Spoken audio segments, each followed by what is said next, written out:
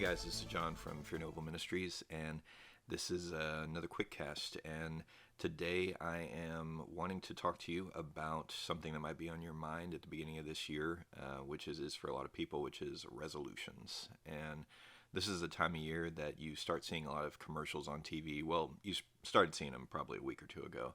All these gym membership commercials, everything is, free enrollment in gyms, everything that anybody can think of to help you get off to a better start to your new year. Weight loss plans, depression medication, things like that are really relevant in the media right now. And you can just drive down the street and you'll see billboards for it. There's really nothing you can do to avoid that.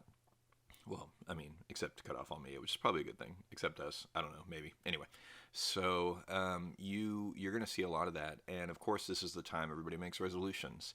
And your resolutions for this year are going to have a lot to do with what your last year was like. So if you had a great 2023, you might not have very dramatic resolutions. You might have simple things, things you're trying to catch up on now that you have caught up a little bit.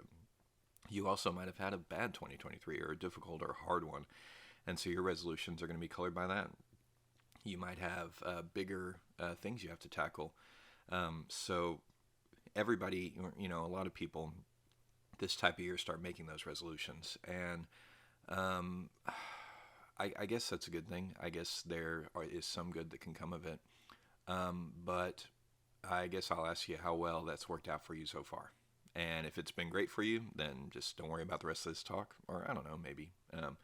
But if you kind of are in that loop of things every year where it tends to always work out the same and it ends up being disappointing, then let me remind you of something. And I want you to remember in Genesis 15 when God made a covenant with Abram. And I don't have time to explain the whole thing if I'm going to keep this as a quick cast.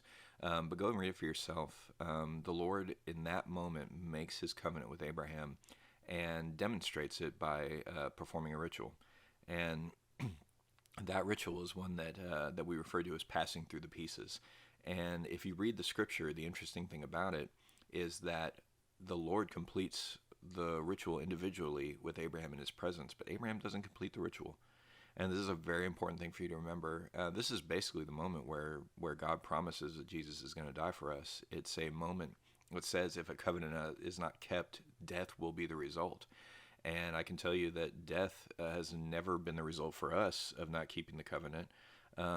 Death is a result of sin nature, and that predated this covenant. But Jesus Christ dying is a result of this covenant. And it's a very important thing to think about. And when you're thinking about resolutions and all that kind of stuff for this year and how you might have been a disappointment or you disappointed yourself, or even if you feel like you've disappointed the Lord, I want you to think about the fact that when this covenant was made and the Lord passed through those pieces, Abraham was asleep on the ground. And he was asleep to protect him from the penalty of this covenant. And when you think about that, I want you to remember that when you've disappointed God in this past year, or when you've disappointed yourself in this past year, or when you've disappointed somebody else, you have to remember you were never good enough for God anyway on your own. You were never good enough. No matter what you did, no matter how good you did, you were never enough to get into the kingdom yourself, to preserve Jesus from the responsibility of dying for us. Nothing like that has ever been the case, and you might find that discouraging. That might inspire you to want to make more resolutions and get better, but it's never going to happen. You can become the second most righteous person ever to live, and it's still not enough to get into the kingdom.